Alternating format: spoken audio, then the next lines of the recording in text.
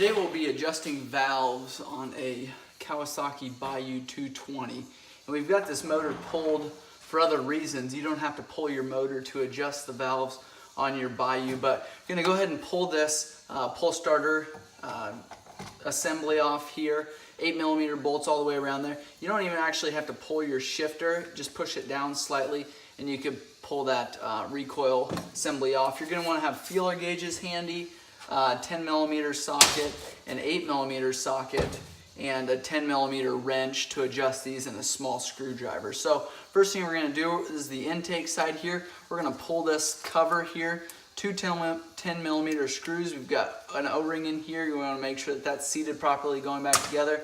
And then the exhaust side here. I'm gonna pull that one and that cap comes off. It looks the same over here as it does here. And then these we pull off just to check that, make sure we're on top dead center. And I'll show you those lines here in a minute where they need to be lined up. Also, what you're gonna wanna do is pull this cap here. It takes a flat screwdriver and you take and you just pull it out there. And in this sight glass here, this inspection window, is a mark on your flywheel that spins around. That's a T. That means you're on top dead center. You wanna be on top dead center on your compression stroke. And when you get to top dead center, what you're gonna do is, at this point, you're gonna check your valves. You need a 10mm wrench, and this side here is tight. When you're at top dead center here, when your dot line's up here on your cam chain sprocket, these should be fairly loose. And right now, the exhaust is loose, the intake is extremely tight. So we're gonna loosen this up.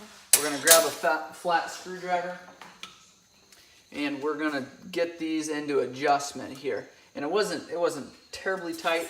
A lot of times, or sometimes, if they're way out of adjustment, they'll be holding those valves down, which isn't good.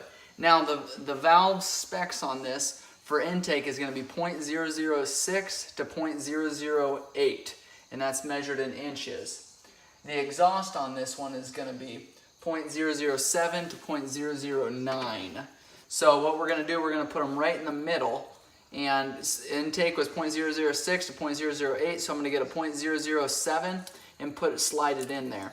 Now when you're adjusting these valves, I like to leave that feeler gauge in there and tighten it down, or not, you don't tighten it down, but snug it up onto that feeler gauge, and then depending on where you need to be, you can back it off or tighten it up a little bit more. But you wanna make sure you can slide it back and forth in there, but you also wanna make sure that it's fairly snug. You don't want it sloppy in there. When you get it to the point where you want it to be, I leave that feeler gauge in there that kind of holds that lock screw, or that screw, from tightening down even more. It's not completely foolproof, but then take a 10mm, hold your adjusting screw in place and tighten that down. Now, your feeler gauge there, you want to be able to move it back and forth just like you did before you tighten your lock nut, and you want it to be snug but not too tight in there. A good way to check it is to get your feeler gauge that's a little bit higher. Try to get it in there. If you can't get it in there, then you know you're good. You go over to exhaust, do the same thing. In the middle there is going to be 0.008 because the valve specs was 0.07 to 0.009. So we're going to find 8. We're going to stick it in there. And this one is actually where it needed to be, snug but not too tight. Now what I like to do is take this motor and spin it over. And I just grab a crowbar or something, put it in there, and turn this motor over all the way around. And then I like to double check everything to see where I'm at, make sure I am where I need to be as far as specs. Now I'm going to take and show you the top dead center mark here, top dead center mark on your camshaft. That way you have an idea what that looks like. All right, top dead center mark on your cam sprocket is here. Now, depending on where I hold the camera, it can look like it's off.